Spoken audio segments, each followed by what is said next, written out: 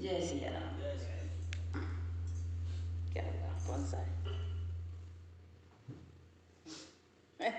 एक से ही काम चला।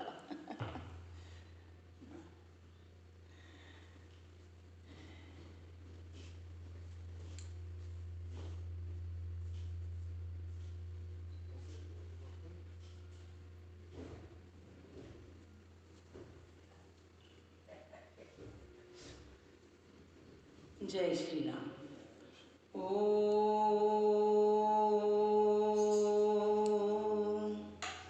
हरि ओम। श्री गणेशाय नमः। श्री सरस्वते नमः। श्रीमते रामानुजाय नमः। लक्ष्मीनाथ समारंभां नाथयामुनमध्यमाम् अस्मदाचार्यपर्यन्तां वन्दे गुरु परम्परां। वन्दे गुरु परम्परां। सीता मेरी माते, पिता मेरे रघुनाथ। इन दोनों के चरणों में मेरा कोटि कोटि प्रणाम। मेरा कोटि कोटि प्रणाम। आए हैं तो प्रेम से लो हरि का नाम। सब भक्तों को इस दासी की जय जय सीताराम। जय जय राधेश्याम। जय जय श्री हनुमान। श्री रामायण प्रारंभ करूं, सुनो भक्त हनुमान। आसन आन विराजियो, कथा सुनो भगवान। सियावर रामचंद्र की जय। पवन सुत हनुमान जी की जय। उमापति महादेव जी की जय। बोलो रे वंदन की जय। मंगल भवन मंगलहारी, द्रवहु सुदर्शन अजिर बिहारी। सिया राम में सब जग जानी, करहु प्रणाम जोरि जुग पानी। करहु प्रणाम जोरि जुग पानी। परम मंगलमय परात्पर अखिलेश्वर अखिल ब्रह्मांड नायक परात्पर पर ब्रह्म भगवान श्री राम की वांगमयी प्रतिमूर्ति श्री रामचरितमानस को श्रवण करने के लिए इस राधा कृष्ण मंदिर के प्रांगण में आए हुए सभी भक्तों को जय सीताराम, जय राधे श्याम, जय श्री हनुमान। कल हमने सुना कि परशुराम जी और लक्ष्मण जी में खूब बहस चल रही है। एक दूसरे पर दोषारोपण करते हैं, एक बोलता है उसको जवाब दूसरा देता है। तो इस तरह, परंतु राम जी कहते हैं परशुराम जी ने कहा फिर कि विश्वामित्र जी सुनो, यह बालक बड़ा ही कुबुद्धि और कुटिल है। जय श्री कृष्ण। ये सूर्यवंश रूपी पूर्ण चंद्रमा का कलंक है। ये बिल्कुल उद्दंड, मूर्ख और निडर है। अभी क्षण भर में ये काल का ग्रास हो जाएगा। मुझे इतनी गुस्सा आई हुई है, इतना क्रोध आया हुआ है इसके ऊपर कि चुप ही नहीं रहता। तो मुझे लगता है कि ये जरूर काल का ग्रास बनने वाला है। फिर मुझे दोष मत देना। इसी तरह परशुराम जी और लक्ष्मण जी में बहस, एक दूसरे पर दोषारोपण चल रहे हैं। फिर विश्वामित्र जी ने कहा कि अपराध क्षमा कीजिए प्रभु, बालकों का दोष और गुण को साधु लोग नहीं गिनते।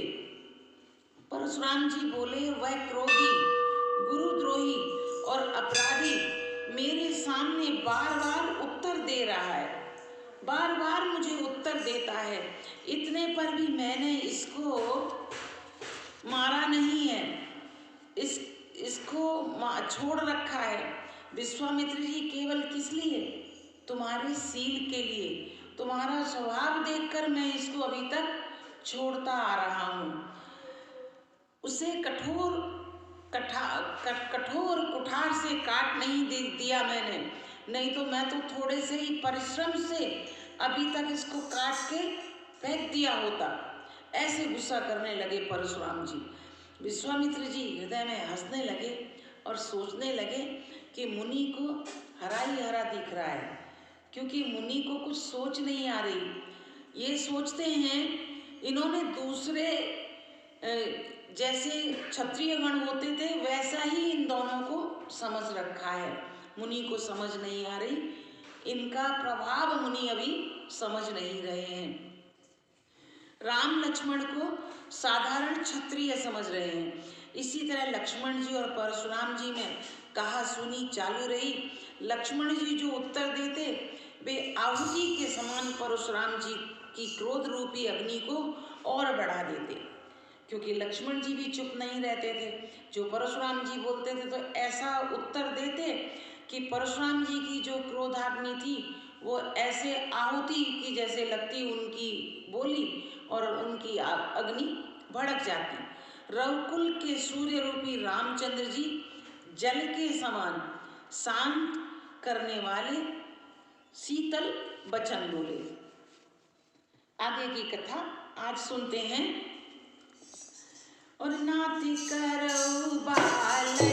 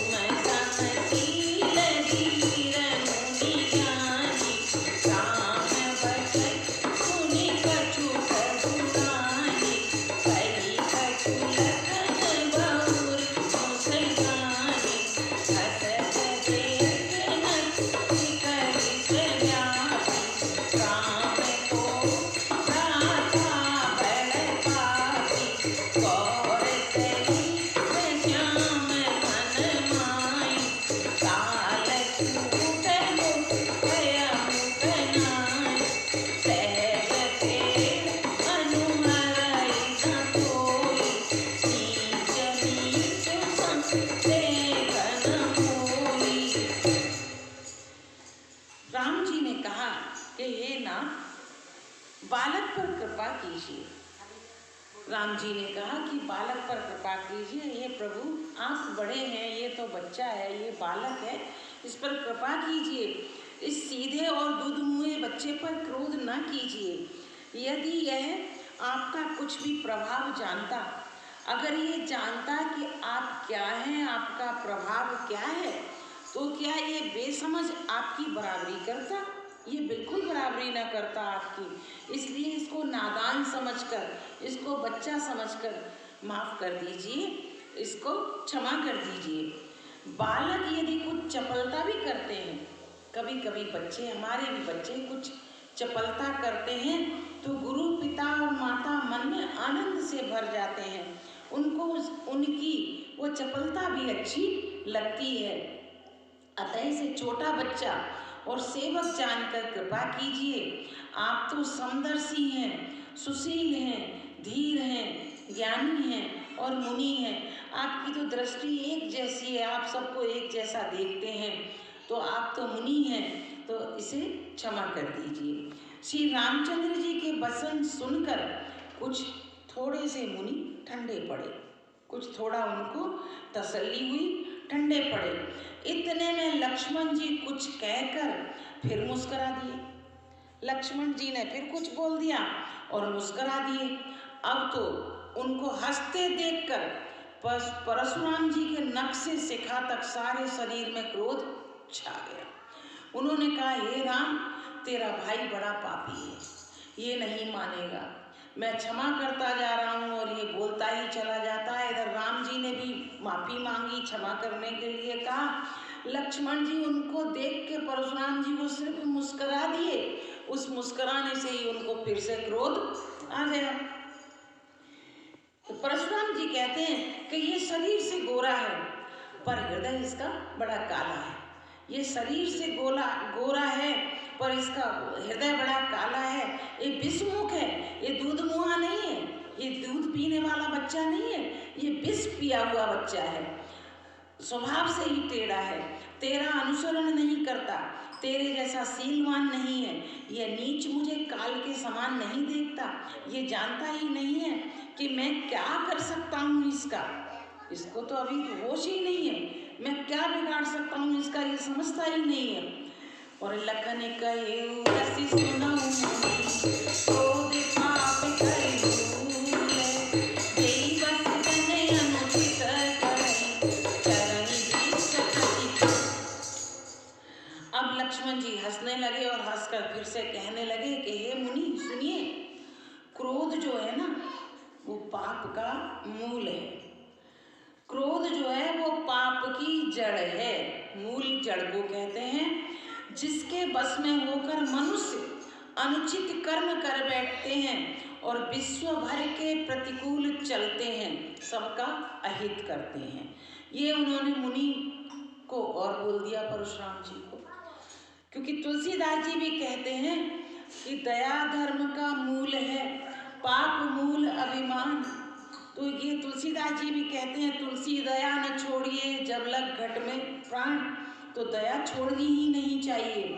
तो वही यहाँ लक्ष्मण जी कहने लगे कि क्रोध तो पाप का मूल है और आप समझते नहीं हैं। और मैं तुम्हारे अनुचर मुनिहार, हरि हरि को करिया बधाई, खूब चाक में सुरही दिखाई, बैठिया हुए पाई फिराई, जो अतिथिय तो करिया उठाई, जोरिय को बड़ गुनी बुलाई, बोलत लखन जनक डराई, मत करो अनुचित बलनाई। तो ये मुनिराज, मैं तो आपका दास हूँ। उन्हें बोलते भी जाते हैं, कुछ भी जवाब भी देते जाते हैं और फिर कहते हैं कि मैं तो आपका दास हूँ। अब क्रोध त्याग कर दया कीजिए। टूटा हुआ धनुष क्रोध करने से जुड़ नहीं जाएगा। लक्ष्मण जी कहते हैं जो धनुष टूट चुका है वह आपके क्रोध करने से जुड़ नहीं जाएगा। खड़े खड़े आपके पैर दुखने लगे होंगे, इसलिए आप बैठ जाइए। लक्ष्मण जी कहते हैं कि खड़े खड़े आपके पैर दुखने लगे होंगे, इसलिए आप बैठ जाइए। और यदि धनुष इतना ही प्रिय है आपको, ये धनुष जो टूट गया है वो इतना ही प्रिय है, तो कोई उपाय किया जाए इसके लिए। क्या उपाय किया जाए कि किसी गुणी कारीगर को बुला के इसको जुड़वा लेते हैं। इसको जुड़वा लो, किसी गुणी कारीगर को बुला के इसको जुड़वा लिया जाए। लक्ष्मण जी के बोलने से अब जनक जी डर रहे हैं, क्योंकि जनक जी को लग रहा है कि परशुराम जी अपनी क्रोध में हैं और ये लक्ष्मण जी मानते नहीं हैं, पता नहीं यहाँ क्या होने वाला है, और बहुत डर जाते हैं। बस चुप रहिए, धीरे धीरे से बोलते हैं लक्ष्मण जी को, बस चुप रहिए, बस चुप रहिए, अनुचित बोलना अच्छा नहीं है, अब आप ही चुप कर जाइए। लक्ष्मण जी को चुप कराते हैं और थर थर कांपै पुर नर नाय, छोट कुमार कोट बड़ भाई, रघुपति सुनि धीरे भय भाई, किसी तन जय होय बलहाई, बोले राम देवनी हो, बचाऊ बिचारी बंधु लघु को, मनुमयी नतन सुंदर कैसे, किस रस भया कनक भटु जैसे। अब जनकपुर की स्त्री और पुरुष जितने भी हैं वे सब डर के मारे थर थर थर थर थर थर कांप रहे हैं और मन ही मन कह रहे हैं कि ये छोटा कुमार तो बड़ा ही खोटा है। सभी कह रहे हैं कि परशुराम जी बड़े हैं, वो अपने बड़े का लिहाज करते हुए चुप नहीं रहते, और ये बहुत छोटे हैं, ये बच्चा खुद बच्चे हैं, ये सोचकर चुप नहीं रहते कि चलो सामने बड़ा है कोई तो चुप हो जाए, तो ये चुप नहीं होते। वो इतने बड़े हैं कि सामने बच्चा है, हम ही चुप हो जाएं, वो चुप नहीं होते।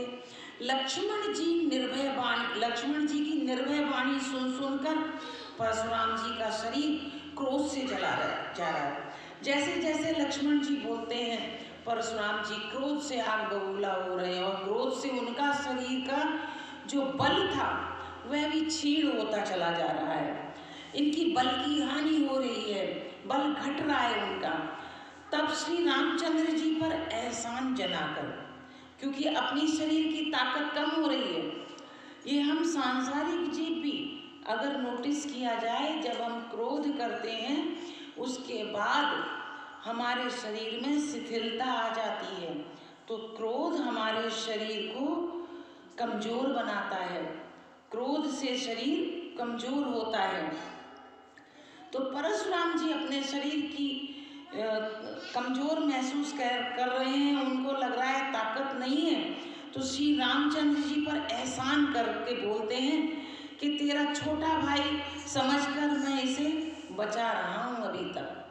यह मन का बड़ा ही मैला है, शरीर का कैसा सुंदर है, शरीर का ऐसा सुंदर है कि जैसे सोने का घड़ा हो और उसके अंदर भरा हुआ विष हो।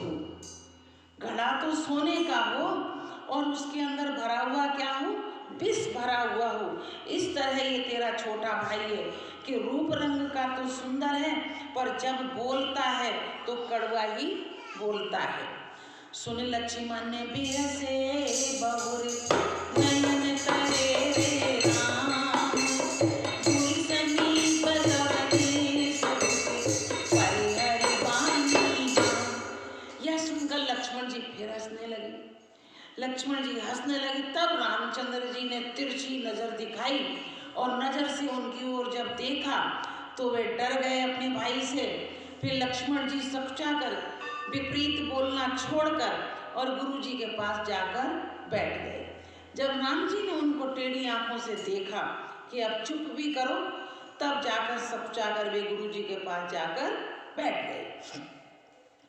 और अति विनीत मृदु शीतल वाणी, बोले राम जोर जुग पानी, सुनहु नाथ तुम सहज सुजाना, बालक बचन कहे नहीं गाना, कर रही बालक से कसुभाव, तिनहि न संत विदु सही गाव, से नाई कछु काज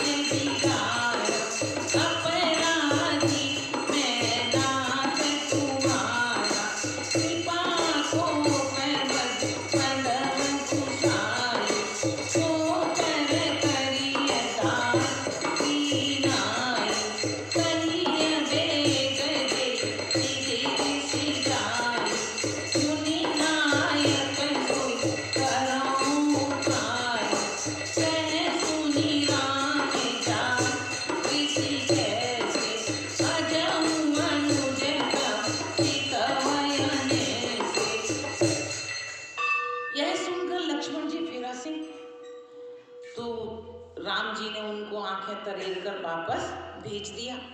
श्री रामचंद्र जी फिर दोनों हाथ जोड़कर अत्यंत विनय के साथ कोमल और शीतल वाणी से बोले, नाथ सुनिए, आप तो स्वभाव से ही सुजान हैं।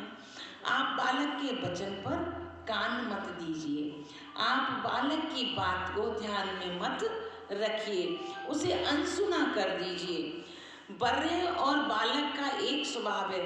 बर्रे बोलते हैं बड़ों को, जो बहुत बूढ़े हो जाते हैं। बहुत बूढ़े लोग और बालकों का एक ही स्वभाव होता है। संतजन कभी भी इनको दोष नहीं मानते, इनके बोलने का कभी दोष नहीं मानते। फिर उसने, लक्ष्मण ने तो कुछ काम भी नहीं बिगाड़ा है आपका। हे नाथ, आपका अपराधी तो मैं हूँ, आपका अपराधी मैं हूँ। अतः हे स्वामी, कृपा, क्रोध, वध और बंधन जो कुछ करना है दास की तरह अर्थात दास समझकर मुझ पर कीजिए। मैं आपकी शरण में हूँ। जिस प्रकार से शीघ्र आपका क्रोध दूर हो, हे मुनिराज बताइए, मैं वही उपाय करूँ। मैं आपकी शरणागत हूँ, क्योंकि अपराधी मैं हूँ, वो अपराधी नहीं है, वो तो बच्चा है। और मुनि ने कहा, जब हे राम क्रोध कैसे जाए, अब भी तेरा। अतः हे स्वामी, कृपा क्रोध जो भी करो। तो इतने में क्या हुआ कि लक्ष्मण जी उन्हें देख के फिर मुस्करा दिए। तो क्रोध कैसे जाए, क्योंकि गर्दन पर मैं कुठार चलाऊंगा ही चलाऊंगा, ये तो फिर हंस रहा है, देखो। और राम जी को दिखाकर परशुराम जी कहते हैं कि वो देखो, वो मेरी तरफ ही देख रहा है और मुस्करा रहा है। तो इससे भी वो चिढ़ने लगे। तो गर्व श्रवई अवनि पर सुनि कुठारि गति घोर, परसु अचत देखुं जियउ बैरी भूपति सोर। मेरे जिस कुठार की घोर करनी सुनकर राजाओं की स्त्रियों के गर्भ गिर जाते हैं। मेरी जो फरसा है ना, इसकी करनी को सुनकर जो राजा लोग होते हैं, उनकी स्त्रियों को अगर बताया जाए तो वे गर्भवती हों तो उनके गर्भ गिर जाते हैं। और उसी फरसे के रहते इस शत्रु राजपुत्र को मैं जीवित देख रहा हूँ। मैं कितना बड़ा, मतलब कितना उपकार कर रहा हूँ तुम्हारे ऊपर कि मेरे पास वो फरसा है। और फिर भी मैं इस कुचाली बोलने वाले लड़के को मैं शांत होके बैठा हुआ हूँ। अपनी फिर भी मुनि बढ़ाई करते चले जा रहे हैं। बहई नहातु दहई ऋषि छाती, छातु ठान ऊँची तरफ भाती, कहेउ बामनी फिरेउ सुभाव, तोरे हृदय कृपा कसी भाव, साधु दया दुख दुसर समाव, सुनि सो मेरी प्रति हसी तिरुनाव, भाव कृपा मूरति अनुकूला, बोलत वचन धरत जनुकूला, सौंपे कृपा धरई मुनि दाता, क्रोध भय अनुराग विधाता, देव जनक पति बालक एवं, कीन चयत जन समपुर गेवं, प्रीति करम विनया विनयोता, देखत छोट कोट प्रपदोता, बिहसे लखन कहा मन माही, कूदे आँखि कतम कोई नाई। हाथ चलता नहीं। अब परशुराम जी कहते हैं कि पता नहीं क्या हुआ है कि मेरा हाथ उठता नहीं और क्रोध में छाती मेरी जली जा रही है। राजाओं का घातक ये कुठार भी लगता है कुंठित हो गया है, इसकी धार अब खत्म हो गई है। विधाता विपरीत हो गया है, या तो इससे मेरा स्वभाव बदल गया, नहीं तो भला मेरे हृदय में किसी समय भी ऐसी कृपा देखी किसी ने? मैं तो इस लड़के को कब का मार दिया होता।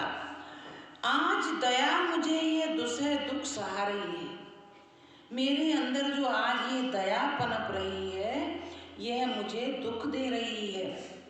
यह सुनकर लक्ष्मण जी फिर मुस्कुरा दिए। लक्ष्मण मुस्कुराकर फिर शीश नवाया और कहा कि आपकी कृपा रूपी वायु भी आपकी मूर्ति के अनुकूल ही है। आपकी जो कृपा है ना, वह आपकी मूर्ति के जैसी ही है। वचन बोलते हैं मानो फूल झड़ रहे हैं। आप जो वचन बोलते हैं तो ऐसा लग रहा है कि मानो फूल झड़ रहे हैं। लक्ष्मण जी वहां से भी फिर बोलने लगे, फिर भी चुप नहीं रहे। हे मुनि, यदि कृपा करने से आपका शरीर जल रहा है, यदि कृपा करने से आपका शरीर जल रहा है, तो क्रोध होने पर तो शरीर की रक्षा फिर विधाता ही करे। यदि कृपा करने से आपका शरीर जल रहा है, तो यदि आपको क्रोध आ जाएगा, क्रोध आपके रहेगा, तो आपकी रक्षा तो विधाता के अलावा और कोई कर नहीं सकता। परशुराम जी ने कहा कि हे जनक, अब वे राम जी को तो कह कह के थक गए, तो जनक जी को आवाज दी, बोले हे जनक, देखिए मूर्ख बालक हट करके यमपुरी अब जाना ही चाहता है मेरे हाथ से। यह बालक यमपुरी जरूर जाएगा मेरे हाथ से, और इसको शीघ्र ही मेरे आंखों से दूर कर दो, इसको मेरे सामने से हटा दो। यह राजपुत्र देखने में छोटा है, पर है बड़ा खोटा। लक्ष्मण जी फिर नहीं माने। उन्होंने हंसकर मन ही मन कहा कि हे मुनि, आंखें मूंद लो तो हम अपने आप दिखाई नहीं देंगे। आप ही आंखें मूंद लो, अपनी बंद कर लो, तो हम दिखाई नहीं देंगे, हम कहाँ चले जाएं। ऐसे फिर उन्होंने बोल दिया। परशुराम तब राम प्रति बोले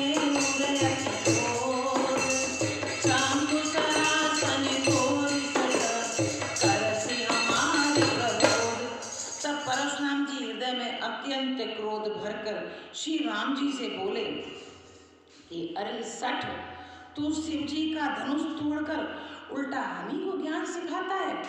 अपने छोटे भाई से तो हमें बुलवाता है और तुम हाथ जोड़कर खड़े रहते हो। अब हम तुम्हारी दोनों की चाल समझ गए हैं। छोटे भाई को कह रखा है कि जो मन में आए सो हमको बोलो, और तुम हाथ जोड़कर खड़े हो जाते हो सज्जन बन के। अब हम तुम्हारी दोनों की चाल समझ गए हैं, हमें ज्ञान सिखाते हो। और बंधु कहाई कटु सम्मत को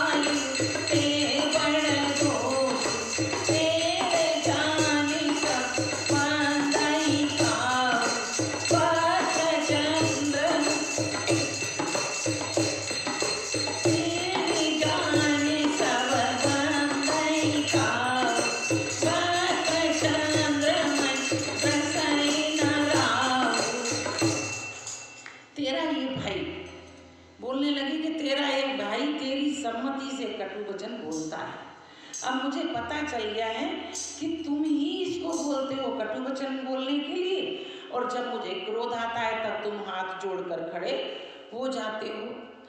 तू छल से हाथ जोड़कर विनय करता है मेरे साथ। युद्ध में मेरा संतोष कर, नहीं तो राम कहलाना छोड़ दे।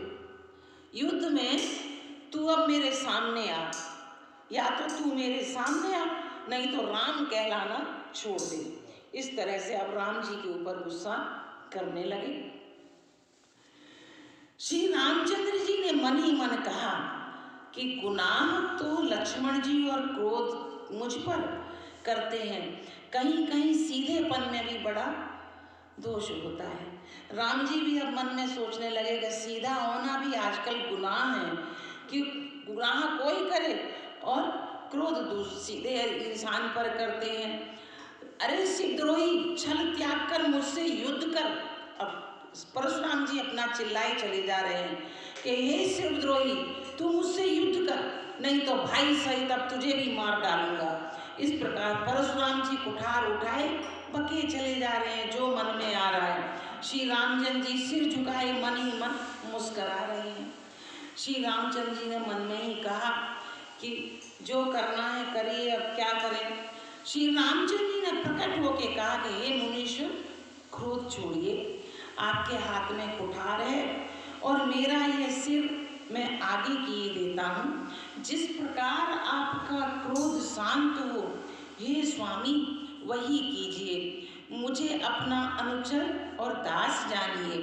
प्रभु ही सेवक ही समर्थ, अजम भी प्रभर होत, देश बिलोके करे सिकत, बालक हूँ नहीं। स्वामी और सेवक में युद्ध कैसा? मैं सेवक हूँ, आप मेरे स्वामी हैं, आप ब्राह्मण श्रेष्ठ हैं। क्रोध का त्याग कर दीजिए। आपका वीरों का सा वेश देखकर ही बालक ने कुछ कह डाला। वास्तव में उसका भी कोई दोष नहीं है, वो नहीं जानता था आप मुनि हैं। आज की कथा को यहीं स्थगित करते हैं, आगे की कथा कल सुनेंगे। आरती करनी, कीर्तन करने दो। कीर्तन करो, कीर्तन पूरा। हाँ चल, 2 मिनट कीर्तन कर लेते हैं।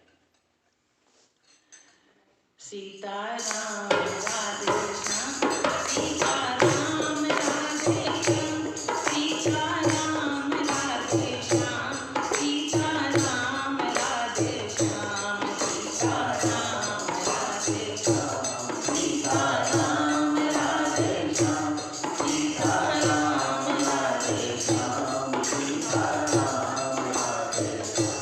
सीताराम राधे श्याम, सीताराम राधे श्याम, सीताराम राधे श्याम, सीताराम राधे श्याम, सीताराम राधे श्याम।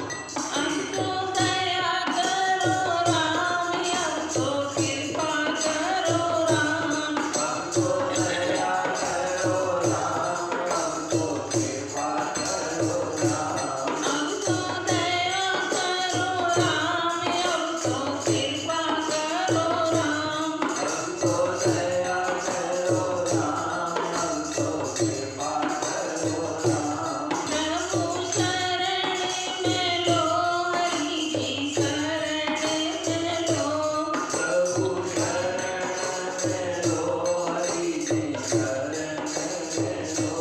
मेरी डूबती नैया पार करो, मेरी डूबती नैया पार करो। अवधव सागर से पार करो, अवधव सागर से पार करो। सीताराम राधे श्याम, सीताराम राधे श्याम, सीताराम राधे श्याम, सीताराम राधे श्याम, सीताराम राधे श्याम, सीताराम राधे श्याम, सीताराम राधे श्याम, सीताराम राधे श्याम। श्री रामायण समापत करूं, सुनो भक्त हनुमान, जहाँ कहूँ राम चरित